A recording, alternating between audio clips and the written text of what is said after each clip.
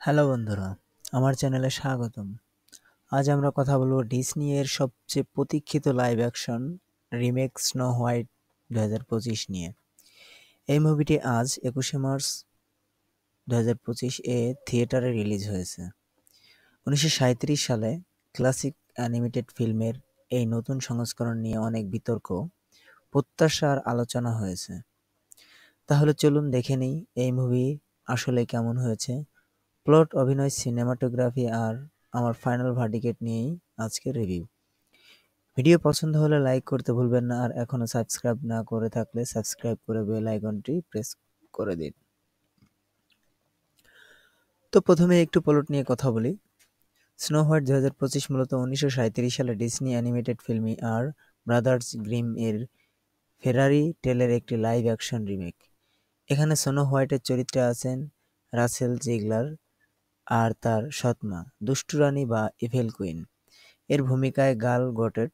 গল্পটি শুরু হয় যখন ইভেল কুইন, যিনি সৌন্দর্য আর ক্ষমতার পেছনে পড়ে আছেন, জানতে পারেন যে স্নো হোয়াইট এখন রাজ্যের সবচেয়ে সুন্দরী। রাগের ঈর্ষায় তিনি স্নো হোয়াইটকে মেরে ফেলার পরিকল্পনা করেন।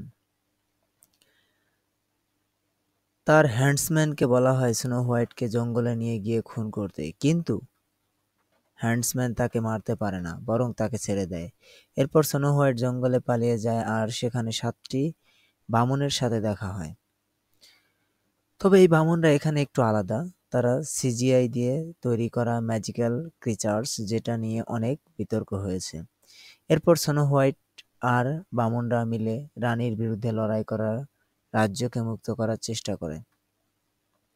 মুভিতে প্রিন্সের বদলে একটি নতুন চরিত্র আছে, জনাথন, যাকে যাকে অভিনয় করেছেন অ্যান্ড্রু ব্রম্প।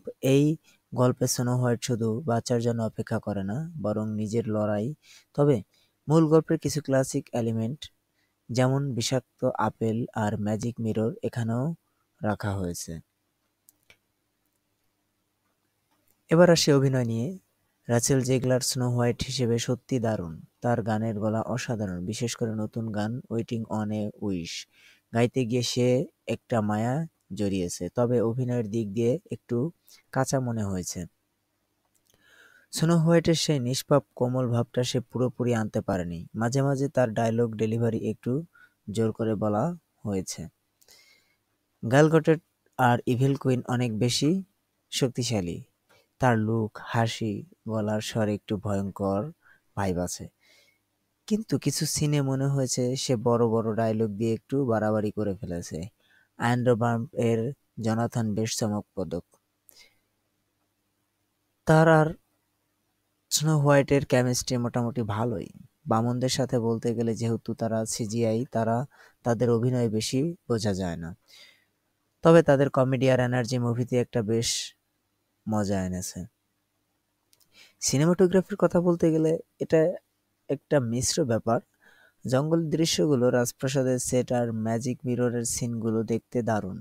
রঙের ব্যবহার আর লাইটিং ডিসনি এর সেই জাদুকরী ভাবটা আছে। কিন্তু সিজিআই এর ব্যাপারে একটু হতাশা হয়েছে। বামনরা দেখতে একটু অস্বাভাবিক লেগেছে, একটু বেশি আনরিয়াল। ডিসেন্নির মতে বড় বাজেটের মুভিতে এতটা খাপছাড়া সিজিআই আশা আমরা করিনি। তবে কিছু সিন, যেমন স্নো হোয়াইট জঙ্গলে পালানোর সময় যেভাবে গাছের ডালপালা আর প্রাণীদের শট নেওয়া হয়েছে, সেগুলো সত্যিই চোখে লাগে। মিউজিক আর ভিজুয়াল কম্বিনেশনের বেশ ভালোই হয়েছে, বিশেষ করে গানের সিকোয়েন্সগুলোতে। তো শেষ মতামত কি? স্নো হোয়াইট 2025 একটা মিশ্র অভিজ্ঞতা। এটা মোটেও খারাপ মুভি নয়। রাসেল এর গান, গাল গডটের দুষ্টুমি আর গল্পের নতুন টুইস্টগুলো মুভিটাকে বাঁচিয়ে রেখেছে।